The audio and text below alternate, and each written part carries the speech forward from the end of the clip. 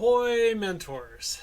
Welcome to our little attempt to reach out to you to share some of what we've learned and to learn from you what you as mentors are doing that works for you or doesn't work. So, for this first episode, what we're going to do is go over the before the game season.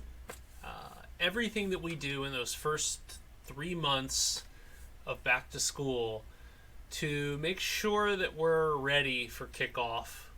And there's a lot. These 3 months are busy, even without the pressures of the game and build season. So here we go. Let's start with September. September is our start it up month. We have our first meetings, decide on a meeting schedule. We really focus in September on fundraising and recruiting. And the first part of recruiting is getting students who are on campus. So going to club rushes, going to classes, putting up posters all over the school, talking to teachers, having the kids drive last year's robot at lunch. We hold our officer elections. We try to get more mentors each year. Log into your first account. So September is the time to realize everything that has been done to your account that doesn't quite look right. Make sure everything's correct. Delegate and appoint roles. If you've got new mentors, put them in there. Go through, get them to pass the youth protection protocols. Get at least 2 mentors or coach and mentor that have passed the youth protection protocols so that you can register for events. It's important this year. They've changed that. The dates that we're going to use in the rest of this are 2022-2023 season. So please, if this is not that season, make sure that you have the correct dates for this year's season. And even so, don't trust the dates that we have here. First can change them. So go on the first site, check dates, check the calendar, check that your dashboard doesn't have any warnings or alerts. So in this 2022-2023 season, one of the first things that's up is you can opt out of the drive base already. If you don't use the drive base in your builds, opt out, get your credits at Andy Mark, and spend it on something else. On the 1st of September, the first scholarship program opens up. We treat it as an opportunity to have the scholarship conversation, to talk with kids about scholarships, to talk with kids about college, to reach out to our alumni, to reach back from our alumni to our current students. On the 22nd, we get kit and kickoff registration. So, it's a little different this year. They've kind of separated out the kit parts. You don't need to get the kit parts if you don't want to. You will still get the game piece. So, it's basically the basic kit parts you'll still get, but all the other stuff that we used to get, a battery and all sorts of parts that we have a lot of over the years that we've really stocked up on, they now let you opt out of that. And instead you get some certificates. So we looked at the kit, at what's in that part kit this year of the optional ones. And the only thing in there that we really use is the battery. So we'll take the credits and go buy 2 batteries and be better off. First event registration. So hopefully you've logged in. You're all set to register for events by the 29th. And when that opens up, it's time to register. You are probably looking for your first event to register for your local regional. And for some teams, that's the only thing they register for is their local regional.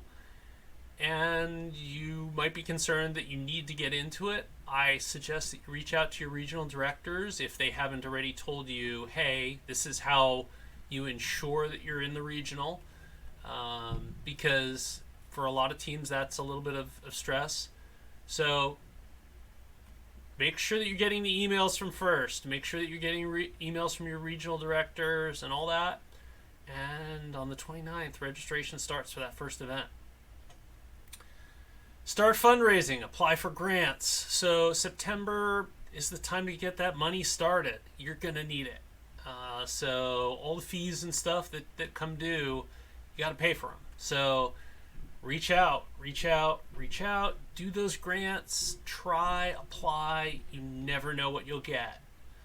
Parent communications. So this is the time to start getting your parents involved. Their kids, when they come home, say, the parents ask them, "What'd you do at Robotics today?" And they go, "Nothing. We played with Legos. Nothing. We looked at machines." It's not true, right? You did a ton. Even they did a ton, hopefully. So having some sort of a monthly email blast, newsletter, or something is a way to communicate to your parents what you're doing, what you need, how they can help. Safety test. So it's September. You have a whole bunch of new members who don't know safety. They don't know how to use the machines. So we do a shop safety test. You have to pass the test in order to be using anything. And we make sure that every kid passes the test. We set up student-to-student mentoring on every machine. There's somebody who knows how to use it that's a student, and there's mentors behind that and coaches behind that too.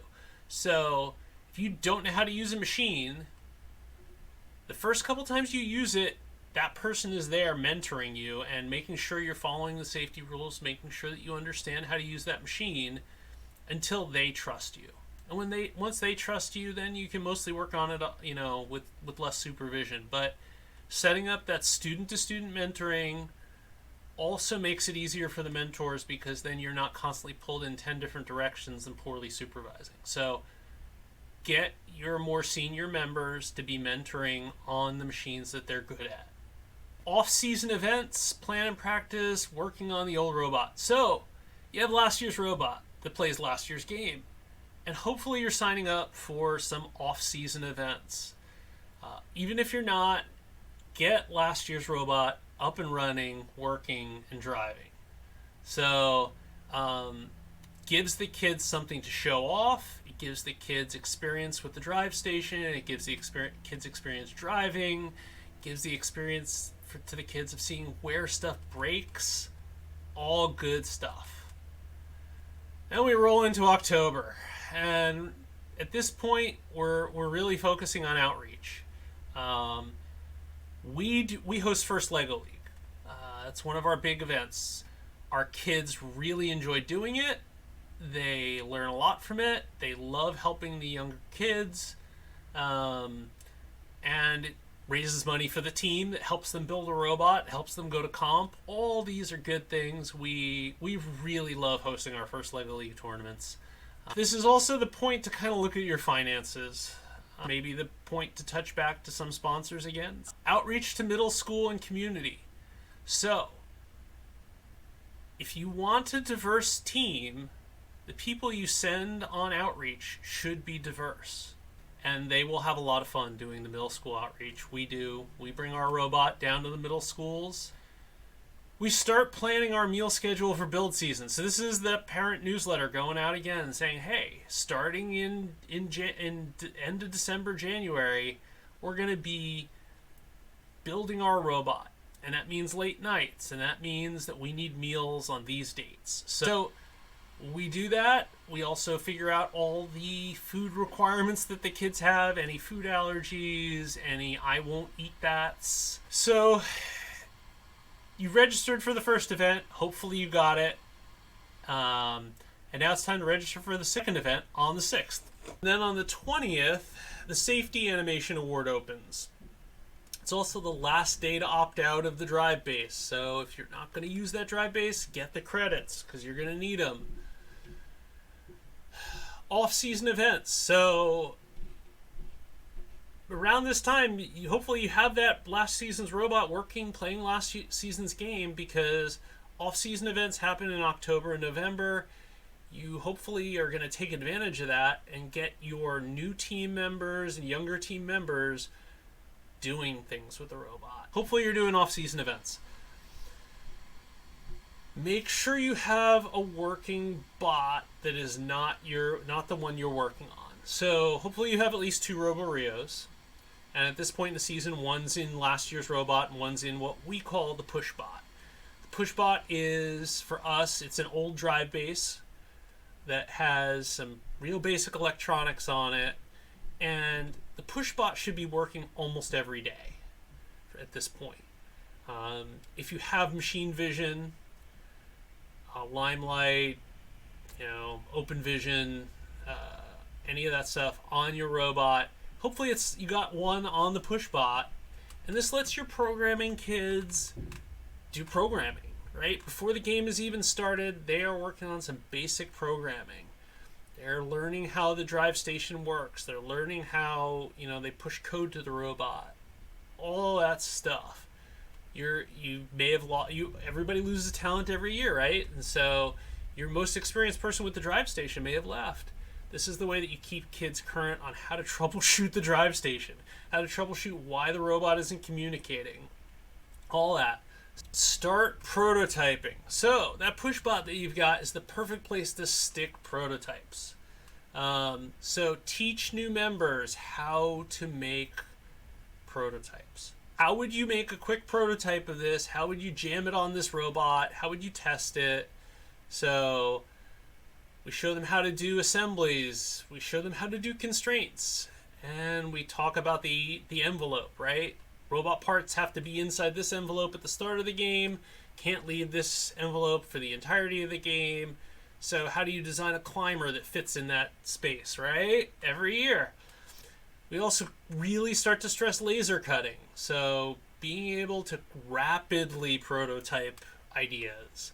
So they're going to be cutting stuff out of wood, either using the laser cutter or the CNC to cheaply and rapidly come up with those first prototypes of the season.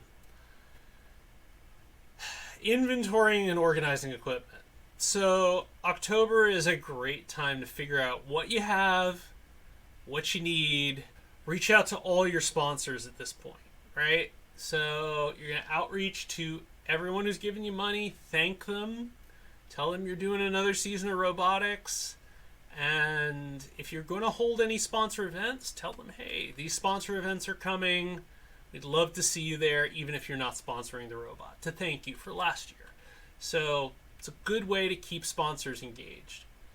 Check the first calendar to make sure of all dates, right? Dates change. First moves things up, moves things back. Make sure you're still getting emails from your regional directors and everybody.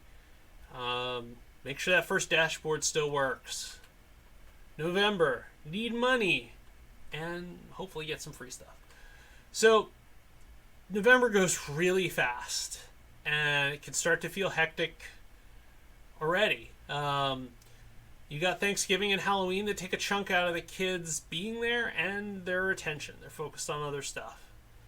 At the beginning of November, the main awards categories that you're going to submit for that are not comp open up. First Impact, which was formerly Chairman's, that opens up. Your Dean's List Award opens up, and your Woody Flowers Award opens up. So you're going to decide how you're applying for those, who's going to work on it, and start figuring out what you need to do before that award closes. So the 14th, payment is due for your competition events. Gotta have the money by this point. So having that date of 11/14 this year on your calendar as the date that money needs to come in, having communicated that to your sponsors, having made sure that even if the money is not yet there, it's coming in, and you've got a plan to bridge between now and then. That's important. So get that done. The 17th. That is when priority list round 1 opens for first choice. If you haven't done first choice, it is basically a free giveaway of stuff from Andy Mark. A lot of it is useful, a lot of it is not. You basically create a priority list, and then they go through and try to give it all away. So make sure you do your priority list first choice. Free stuff is good. Hopefully you get some useful stuff. So November, December is typically when you host your first LEGO League tournaments. If you're not hosting a first LEGO League tournament, help out another team. Your kids will learn a lot. Next year, you'll be prepared to host your own. Outreach to other local teams on that same kind of subject, right? This is cooperation. Even if you don't make the money from some of this stuff to help your team, you're helping your team in other ways. It's the spirit of first. We all help each other. Talk to teams in your area that are close about practicing, right? Maybe you have a practice field, maybe they don't. Maybe they have a practice field, you don't. For years, we did not have a hex rotary broach. And so we would drive up the hill, have them hex rotary broach stuff. They would drive down the hill and have us do some CNC machining for them on other parts. So reach out to those other teams, find out what they have, find out how they can help, make those contacts. It's worth it. You'll help each other out. It's really, really good. The other big piece to that is you're going to have to build field elements, and they're expensive. So splitting the cost of building, getting the wood to build those field elements, coming together, holding a field element building day early on, right after the game is announced.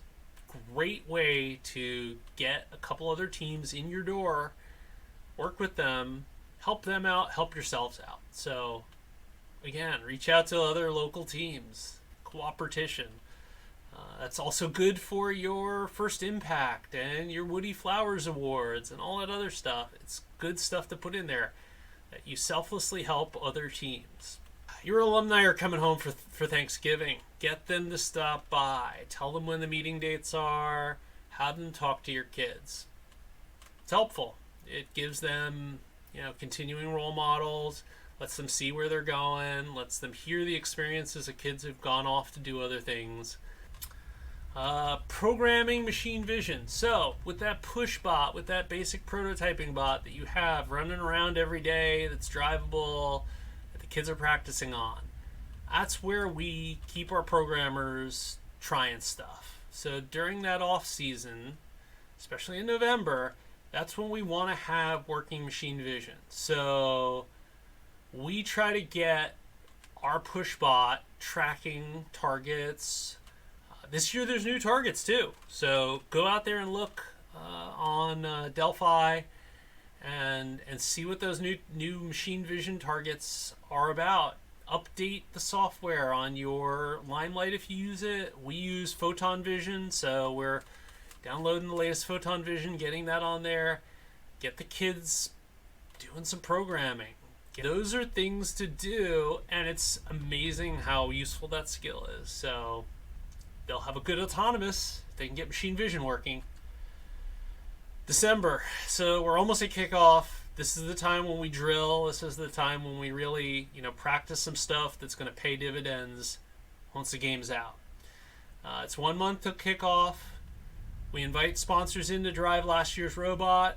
Have them come in. Let them see what the kids did. If they didn't come to comp, have them get some stick time on last year's robot before you take it apart. Let them be a pit crew. Let them experience, driving against the push bot and trying to score balls. These are good things to do. You have one sponsor driving the push bot and playing defense, and one driving the last year's robot, and then they switch up. See how many points they score. Keeps them engaged. Keeps them giving you money. Get everything ready for kickoff. You did that inventory, right? Right? You know what you got. You know where it is, what cabinet it's in. You've started to try to get yourself on lists to order some of the things that are in short supply that you know you're going to need. This point, we disassemble the old robot. Once we're going to need that Robo Rio, we strip it down basically to a drive chassis. And basically have it driving around with basics on it, because we're going to attach prototypes to that and the push bot. We try to keep the assemblies together, so the shooter assembly with the indexer, if the intake is separate, or some game piece storage is separate, we take those pieces off because we're going to want to be able to reuse them. We assess them for wear. We start to look at our gearboxes, plan if those gearboxes are kind of need to be, those gears are reusable.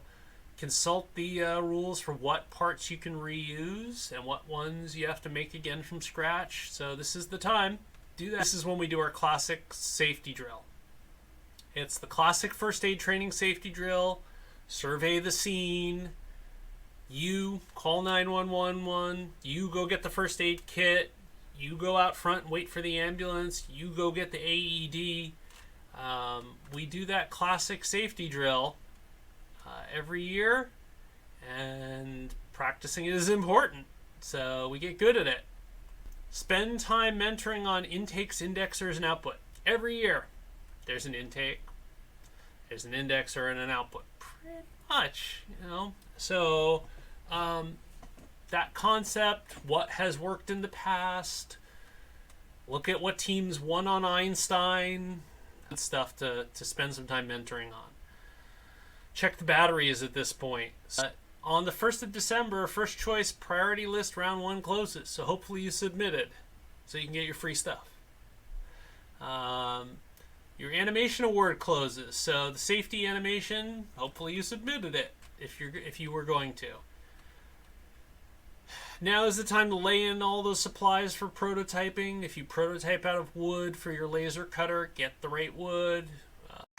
Usually the list for the field elements is published in advance. They don't tell you what the field elements are, but they tell you what you're going to need to build them. And it's usually a pretty long list, and usually it's pretty expensive, and usually you don't need all of it. We every year adapt the plans that they produce to build it with less materials. So, and we don't build every field element.